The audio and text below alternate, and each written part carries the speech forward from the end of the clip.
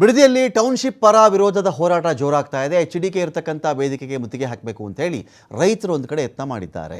HD Kumaraswamy ಎಲ್ಲೂ ಕೂತಿದ್ದಾರೋ ಅಂದರೆ ಇವರೆಲ್ಲರೂ ಹೇಗೆ ಅಂತ ಹೇಳಿದ್ರೆ ಟೌನ್ಶಿಪ್ ಪರವಾಗಿರ್ತಕ್ಕಂಥವ್ರು, ನಮಗೆ ಟೌನ್ಶಿಪ್ ಬೇಕು, ನಮ್ಮ ಜಮೀನು ನಮಗೆ ಟೌನ್ಶಿಪ್ ಕೊಡೋಕೆ ರೆಡಿ ಇದ್ದೀವಿ. ಇನ್ನೊಂದು ಏನು ವಿಚಾರ ಇದೆ ಅಂತ ಹೇಳಿದ್ರೆ ಇಲ್ಲಿ ಹೆಚ್ಚು ಕಡಿಮೆ 1 ಎಕರೆಗೆ 10,000 ಅಡಿ ನಾನು ಡೆವಲಪ್ಡ್ ಲ್ಯಾಂಡನ್ನು ರೈತರಿಗೆ ವಾಪಸ್ ಕೊಡ್ತೀವಿ ಅಂತ ಸರ್ಕಾರ ಕ್ಲೈಮ್ ಮಾಡ್ತಾ ಇದೆ. ಇಲ್ಲಿ ಡೆವಲಪ್ಡ್ ಲ್ಯಾಂಡ್ ಅಭಿವೃದ್ಧಿಪಡಿಸಿದಂತಹ 1 ಎಕರೆಗೆ 10,000 ಅಡಿ ಅಷ್ಟು ಭೂಮಿಯನ್ನು ಹೆಚ್ಚು ಕಡಿಮೆ ಒಂದು 10 ಗುಂಟೆ ಅಂತ ಅಂದ್ಕೊಳ್ಳಿ. 10 ಗುಂಟೆ 9 ಗುಂಟೆ 9 ಗುಂಟೆ ಅಂತ ಬರಬಹುದು ಅಂದ್ಕೊಂಡ್ರೆ ಅಷ್ಟು ಜಾಗ 40 ಗುಂಟೆ 1 ಎಕರೆಗೆ ಬರುತ್ತಲ್ಲ, ಹೆಚ್ಚು ಕಡಿಮೆ 10 ಗುಂಟೆ ಅಷ್ಟು ಜಾಗ ಡೆವಲಪ್ ಮಾಡಿ ವಾಪಸ್ ಕೊಡ್ತೀವಲ್ಲ, ರೈತರಿಗೆ ನಷ್ಟ ಆಗುತ್ತೆ. ಅವರ ಸೆಂಟಿಮೆಂಟ್ ಉಳ್ಕೊಳ್ಳುತ್ತೆ, ಪೂರ್ವಿಕರ ಜಾಗ ಅಂತ ಉಳ್ಕೊಳ್ಳುತ್ತದು, ಅವರ ಅಭಿವೃದ್ಧಿಗಾಗತ್ತೆ, ಯಾರಿಗಾದರೂ ಮಾರ್ಕೊಳ್ಬಹುದು, ಅಲ್ಲಿ ಅವರು ಅಭಿವೃದ್ಧಿ ಪಡಿಸ್ಕೊಳ್ಬಹುದು, ಅಲ್ಲೇನಾದರೂ ಅವರು ಬೇಕಾದ್ರೆ ಫ್ಯಾಕ್ಟ್ರಿ ಕಟ್ಕೊಳ್ಬಹುದು, ಅಂಗಡಿ ಮಾಡ್ಕೊಳ್ಬಹುದು, ಮನೆ ಕಟ್ಕೊಳ್ಬಹುದು, ತೊಂದರೆ ಇಲ್ಲ. ಇದರಿಂದ ಹಿಂದೆ ಯಾವ ಕಾಲದಲ್ಲಿಯೂ ಯಾರ ಕಾಲದಲ್ಲಿಯೂ 10,000 ಅಡಿಗಳಷ್ಟು ಅಭಿವೃದ್ಧಿಪಡಿಸಿದ ಭೂಮಿಯನ್ನು ಕರ್ನಾಟಕದಲ್ಲಿ ಕೊಟ್ಟಂಥ ಇತಿಹಾಸವೇ ಇಲ್ಲ. ಹೀಗಿದ್ದಾಗ ಇವ್ರ ಸಮಸ್ಯೆಗಳೇನು? ಯಾರಿದರಲ್ಲಿ ರೆಡ್ ಝೋನ್ ಮಾಡಿದವ್ರು ಯಾರು? ಏನು ರೆಡ್ ಝೋನ್ ಅಂದರೆ ಇದನ್ನು ನೀವು ಕನ್ವರ್ಷನ್ ಮಾಡೋಕ್ಕಾಗಲ್ಲ. ನಾನು ವ್ಯವಸಾಯದ ಉದ್ದೇಶ ಬಿಟ್ಟುಬಿಟ್ಟು ವಾಣಿಜ್ಯ ಉದ್ದೇಶಕ್ಕೆ ಈ ಭೂಮಿಯನ್ನು ಕನ್ವರ್ಷನ್ ಮಾಡೋಕ್ಕಾಗಲ್ಲ.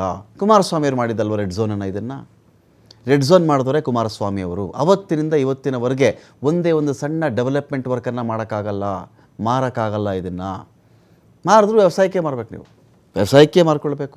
ಟ್ರಾನ್ಸಾಕ್ಷನಲ್ ಆ್ಯಕ್ಟಿವಿಟೀಸನ್ನು ಇದು ಕ್ಲೋಸ್ ಮಾಡುತ್ತೆ. ಭೂಮಿಗೆ ಸಂಬಂಧಪಟ್ಟಂತೆ ಅದು ವಸತಿ ಉದ್ದೇಶಕ್ಕೆ ಮನೆ ಕಟ್ಟಿಸ್ತೀವಿ, ನಾವು ಸೈಟ್ ಮಾಡ್ತೀವಿ, ಇಲ್ಲಿ ಕನ್ವರ್ಷನ್ ಮಾಡಿಬಿಟ್ಟು ಸೈಟ್ಗಳನ್ನು ಮಾಡ್ತೀವಿ, ಇವ್ಯಾವುದಕ್ಕೂ ಅವಕಾಶ ಇರಲ್ಲ. ಇದೆಲ್ಲವನ್ನು ಮಾಡಿದವರು ಇದೇ ಕುಮಾರಸ್ವಾಮಿಯವರು. ಇವತ್ತು ಹೋಗಿ ಇವರೇ ಆ ವೇದಿಕೆಯಲ್ಲಿ ಕೂತ್ಕೋತಾರ? DK ಶಿವಕುಮಾರ್ ಕ್ವಶನ್ ಇದು ನೇರವಾಗಿ. 10,000 ಅಡಿ ಭೂಮಿಯನ್ನು 1 ಎಕರೆಗೆ ಯಾರ ಕಾಲದಲ್ಲಿ ಕೊಟ್ಟಿದ್ರು ಯಾರಾದರೂ ಹೇಳಿಬಿಡಲಿ. ಟೌನ್ಶಿಪ್ ಅನ್ನೋದು ಇವರದೇ ಕನಸಿನ ಕೂಸು, ಇವರೇ ಅದನ್ನು ಶುರು ಮಾಡಿದರು. 5 ಕಡೆ 700 ಸೇರಿ 5 ಕಡೆ ಪ್ಲಾನ್ ಮಾಡ್ಕೊಂಡಿದ್ದು. ಇದನ್ನು ಬರೀ ಬಿಡದಿಯಲ್ಲ, ಎಲ್ಲ ಮಾಡಿಕೊಂಡವರು ಇವರೇ, ದುಡ್ಡು ಕೇಳಿದವರು ಇವರೇ, ದುಡ್ಡು ಕೊಟ್ಟಿದ್ದು ಅವರೇ, ಅಂತ ದುಡ್ಡು ಬೇಡ ಅಂದವರು ಇವರೇ. ಅದಲ್ಲದೆ ರೆಡ್ ಝೋನ್ ಮಾಡಿ ಹಾಕ್ಬಿಟ್ರು. ನಾನು ಇವತ್ತಿಗೇನಾದರೂ ಇದನ್ನು ಡಿಲಿಮಿಟೇಷನ್ ಮಾಡಿಬಿಟ್ಟೆ ಅಂತ ಅಂದ್ಕೊಳ್ಳಿ, ನನ್ನ ಜೈಲು ಕೂರಿಸ್ತಾರೆ. ಡಿಲಿಮಿಟೇಷನ್ ಮಾಡಿಬಿಟ್ರು ಅಂಥೇಳಿ ನಾನು ಯಾಕೆ ಇದು ರಿಸ್ಕ್ ತೊಗೊಳ್ಳಿ? ನನಗದು ಬೇಕಾಗಿಲ್ಲ. ಟೌನ್ಶಿಪ್ ಮಾಡ್ತೀನಿ, ಮಾಡೇ ತೀರ್ತೀನಿ, ಕಾನೂನು ಪ್ರಕಾರನೇ ಮಾಡ್ತೀನಿ, ಎಲ್ಲರೂ ಕೊಡ್ತೀವಿ ಅಂತ ಹೇಳಿದ್ದಾರೆ. ಕೆಲವರು ಪಕ್ಷಗಳ ಕಾರ್ಯಕರ್ತರನ್ನು ಕೂರಿಸ್ಕೊಂಡು ಇಂಥ ಕೆಲಸ ಮಾಡ್ತಿದ್ದಾರೆ ಕುಮಾರಸ್ವಾಮಿಯವರು ಅಂತ. ಇಲ್ಲಿ ಯಾರೆಲ್ಲ HDKಗೆ ವಿರುದ್ಧವಾಗಿ, ಅಂದರೆ ನಾವು ಟೌನ್ಶಿಪ್ ಪರವಾಗಿರ್ತಕ್ಕಂಥವರು ಇವತ್ತಿಗೆ ಅಲ್ಲಿ ಪ್ರತಿಭಟನೆ ಮಾಡ್ತಾ ಇದ್ದಾರಲ್ಲ, ನಾವು ಭೂಮಿ ಕೊಡ್ತೀವಿ ರೀ, ನಮಗೆ ಪರಿಹಾರ ಬರಲಿ.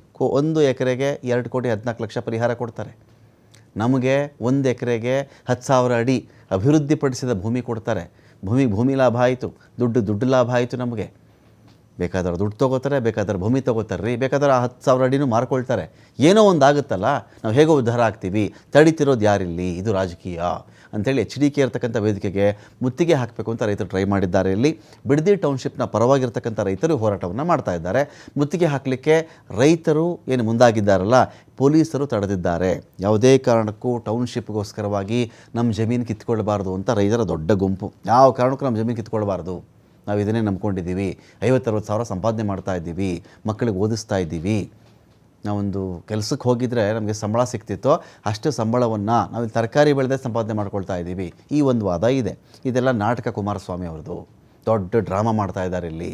ಟೌನ್ಶಿಪ್ಪನ್ನು ಫಸ್ಟು ಆ ಹೆಸರನ್ನು ಹೇಳಿದವರೇ ಕುಮಾರಸ್ವಾಮಿ. ಇಲ್ಲಿ ಇವರೇ ಭೂಮಿಯ ಕಬಳಿಸ್ಬೇಕು ಅಂತ ತೀರ್ಮಾನ ಮಾಡಿದ್ದು, ವಶಪಡಿಸ್ಕೊಳ್ಬೇಕು ಅಂತ ತೀರ್ಮಾನ ಮಾಡಿದ್ದವ್ರು ಇವರೇ. ಆದರೆ ಈಗ ನೋಡಿದ್ರೆ ರೆಡ್ ಝೋನ್ ಮಾಡಿ 20 ವರ್ಷಗಳಾಯಿತು. 20 ವರ್ಷಗಳಿಂದ ಸ್ಟೇಟಸ್ ಕೋ ಇದ್ದಂತೆ ಇದೆ. ಒಂದು ಬಿಡದಿಯ ಭೂಮಿ ಉದ್ಧಾರ ಮಾಡೋಕ್ಕಾಗಲ್ಲ, ಡೆವಲಪ್ ಮಾಡೋಕ್ಕಾಗಲ್ಲ, ಮಾರೋಕ್ಕಾಗಲ್ಲ, ಕೊಂಡ್ಕೊಳ್ಳೋಕ್ಕಾಗಲ್ಲ, ವ್ಯವಸಾಯೇತರ ಉದ್ದೇಶಕ್ಕೆ ಬಳಸೋಕ್ಕಾಗಲ್ಲ, ವಸತಿ ಉದ್ದೇಶಕ್ಕೆ ಇದನ್ನು ಬಳಸೋಕ್ಕಾಗಲ್ಲ. ಈ ರೀತಿ ಅದನ್ನು ಹಾಳು ಮಾಡಿ ಈಗ ಉದ್ಧಾರ ಮಾಡೋ ಥರ ಬಂದು ಕೂತಿದ್ದಾರಲ್ಲ ಕುಮಾರಸ್ವಾಮಿ ಅವರು. ಇದು ಸರಿನಾ ಅಂತೇಳಿ ಕೆಲವು ಹೋರಾಟಗಾರರು ಕೇಳ್ತಾ ಇದ್ದಾರೆ. ಇಲ್ಲಿ ಪ್ರತಿಭಟನಾ ನಿರತ ರೈತರ ಮಧ್ಯೆ ಮತ್ತು ಈ ಕಡೆ ಪೊಲೀಸರ ಮಧ್ಯೆ ವಾಗ್ವಾದ ಜೋರಾಗಿದೆ. ರೈತರಿಂದ ಮಾಜಿ ಶಾಸಕ A. ಮಂಜುನಾಥ್ ವಿರುದ್ಧವಾಗಿ ಆಕ್ರೋಶ ವ್ಯಕ್ತವಾಗಿದೆ.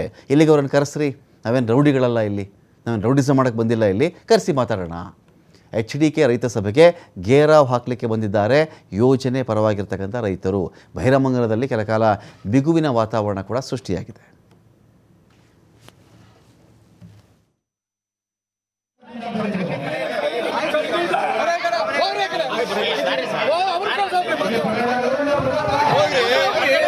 ಇವೆಲ್ಲ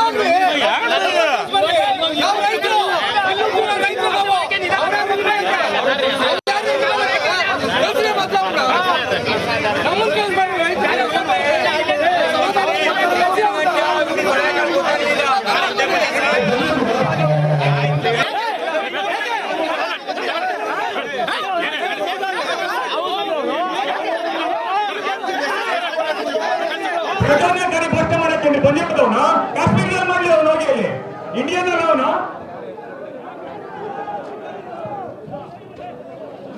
ಇಲ್ಲೇ ಗೆದ್ಬಿಟ್ಟು ಇಲ್ಲಿ ಮತದಾರರ ಹತ್ರ ಮಾತಾಡಕ್ಕಾಗ್ತದೆ ಕರಿಪುರಾಣಿ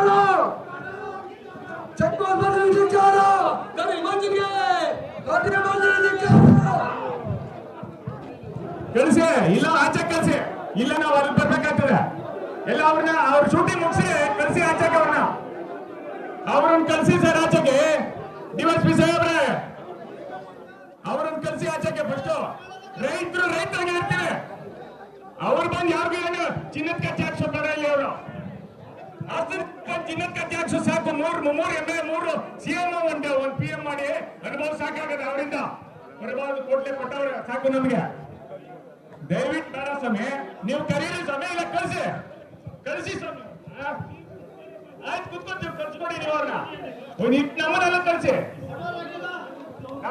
ಕಳಿಸಿ ಇಲ್ಲ ಅವ್ರನ್ನ ಕಳಿಸಿ ಏನ್ ನಾವೇನು ರೋಡ್ ಅಲ್ಲಿ ಎಡತರ ಕಾಯ್ಕೊಂಡು ಕುತ್ಕೊಳ್ಳೋಣ ಇಲ್ಲಿ